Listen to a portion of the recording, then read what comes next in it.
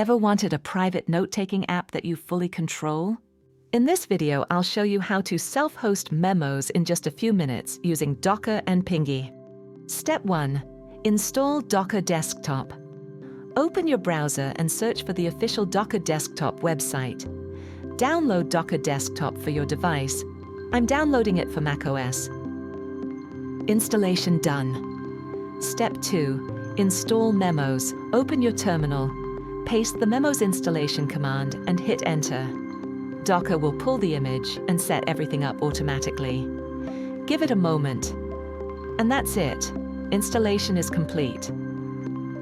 Inside Docker, you can now see that Memos is running. By default, it runs on port 5230. Now, copy this link. Open it in your browser. Perfect. Memos is working. If you don't have an account yet, enter a username and password and click Sign Up. Your note-taking app is ready. Last step, set up Pinggy Tunnel. Open a new terminal window, paste this command and run it.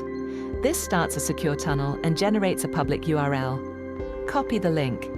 I'm opening an incognito window for testing. Paste the Pinggy URL. Click Enter Site. Now sign in using the same username and password. And there you go.